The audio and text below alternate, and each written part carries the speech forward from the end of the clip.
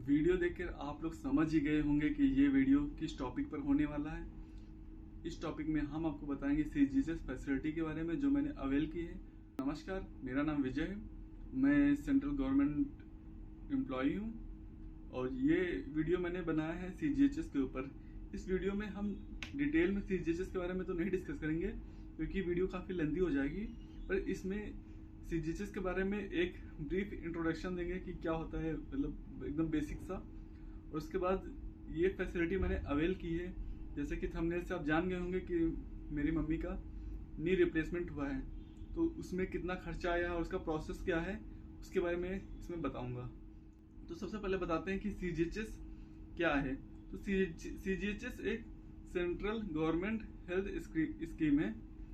तो ये जो केंद्रीय सरकारी कर्मचारी होते हैं उनके लिए होती है। इसमें दोनों तरह के कर्मचारी आते हैं। अगर आप रिटायर हो गए उसके बाद भी जो फैसिलिटी है वो मिलती है, और जो वर्किंग सर्विंग है उसको तो मिलती ही है। इसके लिए क्या कुछ पैसे कटते हैं? तो हाँ, इसके लिए जो हम लोग हैं, हम लोगों का तो इसके लिए 650 रुपये पर मंथ ये हमारे अकाउंट से डिडक्ट होते हैं हर महीने। भी सैलरी स्लिप में दिया भी रहता है। दूसरी बात है कि इसको कौन कौन अवेल कर सकता है। तो इसमें जो जॉब कर रहा है वो कर सकता है, और उसकी अगर शादी हुई तो उसकी वाइफ कर सकती है। उसको छोड़ के जो डिपेंडेंट उनके ऊपर है, उनके पेरेंट्स, ये भी जो फैसिलिटी है वो अवेल कर सकते हैं। और पेरेंट्स के केस में इनकम का क्राइटेरिया होता है। तो अगर 9,000 रुपये से कम पर मंथ उनकी इनकम है या पेंशन आ रही है तो वो भी डिपेंडेंट में ऐड हो सकते हैं। डिटेल में बताऊंगा तो वीडियो काफ़ी लेंथी हो जाएगी। अगर आप चाहते हैं कि इस पे मैं अलग से वीडियो बनाऊं तो बता दीजिए। तो उसमें सीजीएचएस क्या होता है, कैसे अवेल करते हैं, और कौन कौन डिपेंडेंट है, कौन डिपेंडेंट नहीं होता, इसके बारे में डिटेल में वीडियो मैं दूसरा बना दूंगा। तो अब आते हैं अपने थंबनेल के ऊपर, जिसमें मैंने बताया है कि मैंने अपनी मम्मी का नी रिप्लेसमेंट कराया था। तो पहले उनके बताते हैं कि उनको लगभग 8-10 साल से घुटने की प्रॉब्लम है, क्योंकि ये धीरे धीरे शुरू होती है। तो शुरुआत में तो ये होता है कि जो भी दवाई वगैरह खाते हैं तो उससे थोड़ा बहुत आराम मिला करता है, पर धीरे धीरे ये बढ़ा करता है। तो उन्होंने जो है लगभग 10 साल से एलोपैथिक, आयुर्वेदिक और दुनिया भर के मतलब कम से कम 50 डॉक्टर से उन्होंने ट्रीटमेंट कराया होगा। लेकिन अभी लास्ट ईयर नवंबर दिसंबर के बाद उनका पेन इतना ज़्यादा बढ़ गया था कि मतलब चल भी नहीं पा रही थी, बिल्कुल घर के अंदर भी नहीं चल पा रही थी कि थोड़ा भी चल पाए। तो मैंने उसके बारे में डिस्कस किया। पहले तो खुद से यूट्यूब वगैरह पे देखा तो पता चला कि नी रिप्लेसमेंट का ही अधिकतर जगह पे आ रहा था। तो उसके बाद मैंने जो है सीजीएचएस फैसिलिटी ली, और इसमें क्या होता है, एक कोई भी जो पास में वेलनेस सेंटर वहाँ चले जाते हैं, वहाँ गए, फिर उनसे मैंने बताया कि ये मेरी मम्मी को प्रॉब्लम है। तो उन्होंने एक डॉक्टर को रेफर कर दिया जो ऑर्थो डॉक्टर थे। तो जब उन्होंने रेफर किया ऑर्थो डॉक्टर के पास, तो उनके पास हम गए तो उन्होंने एक्सरे वगैरह देखा, कराया, देखा। तो उन्होंने नी रिप्लेसमेंट का बोल दिया कि ये दोनों भी घुटने खराब हो चुके हैं पूरी तरीके से, तो नी रिप्लेसमेंट ही अब लास्ट सॉल्यूशन है।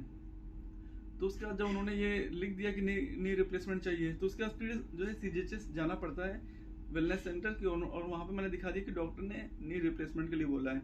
तो वो उसके बाद नी रिप्लेसमेंट अप्रूव करने का एक मतलब डॉक्यूमेंट दे देते, उसमें लिखा होता है नी रिप्लेसमेंट कराना है। तो उसके बाद उस डॉक्यूमेंट को लेके हम क्या करते हैं, उसको लेके हम किसी भी हॉस्पिटल चले जा सकते हैं जो सीजीएचएस इम्पैनर्ड हो। हॉस्पिटल होते हैं, प्राइवेट हॉस्पिटल भी होते हैं काफ़ी अच्छे अच्छे। तो मैंने अपना लखनऊ में करा था। तो लखनऊ में मैक्स, मेदांता, ये सारे सीजीएचएस इम्पैनर्ड हॉस्पिटल है। तो मैं मेदांता में गया। Medanta one of the best private hospital है लखनऊ का, और वहाँ पे मैंने गया और वहाँ पे मम्मी का ट्रीटमेंट कराया। उन्होंने 1 वीक के लिए एडमिट किया था, और जो है दोनों घुटनों का जो सर्जरी हुई उसमें 2 दिन का गैप था। और 1 वीक के बाद जो है उन्होंने घर भेज दिया कि अब आप घर पे जाके एक्सरसाइज वगैरह करिए और ये सही हो जाएगा। तो फाइनल आते हैं कि इसमें कितनी कॉस्ट लगी। तो डॉक्टर से मैंने पूछा तो उन्होंने कहा कि अगर नॉर्मल कोई सिटीजन है जो सीजीएचएस जिसको फैसिलिटी नहीं मिलती, वो अगर जाएगा तो इसमें टोटल 5.5 से 6 लाख रुपए लग जाता। और क्योंकि मैं सीजीएचएस फैसिलिटी मैंने अवेल की है, तो सीजीएचएस कॉस्ट इसकी थी टोटल 3.5 लाख रुपए। 3.5 लाख रुपए था। इसमें टोटल सर्जरी का और मेडिसिन और जो एडमिट करते हैं वो सब इंक्लूड करके पैकेज था 3.5 लाख रुपए का। ये सीजीएचएस रेट पहले से फिक्स रहते हैं, उसके लिए डॉक्यूमेंट। तो 3.5 लाख का टोटल था। तो इसके बाद जो पहले तो हमें देना पड़ता है, तो मैंने वहाँ पे पूरा ट्रीटमेंट होने के बाद जो उसके बिल वगैरह है वो रख लिया। फिर जब मैंने वो अपने ऑफिस में आया तो उसके जो भी डॉक्यूमेंट है वो दे दिया कि उसमें जो CGHS बेनिफिशियरी ID वगैरह होती है, जितने भी बिल्स थे वो सारे बिल मैंने दे दिया। तो मेरा टोटल 3,49,672 रुपये रिम्बर्स हो गया, मतलब मुझे वापस आ गए। तो आप देख सकते हैं कि जैसे 5-6 लाख का जो ट्रीटमेंट था वो मेरा 10-15-20 हज़ार तो लग ही जाएंगे, क्योंकि कई सारी चीज़ें होती जो बिल मैंने लगाए भी नहीं थे, और कुछ दवाई होती है उसके लिए बार बार कौन CGHS जाए वहाँ पे। तो ये सब मैंने नहीं किया, तो हमारा मतलब 20 से 25 हज़ार रुपये ही लगे होंगे। तो इस तरह मतलब काफ़ी अच्छे से ट्रीटमेंट हो गया।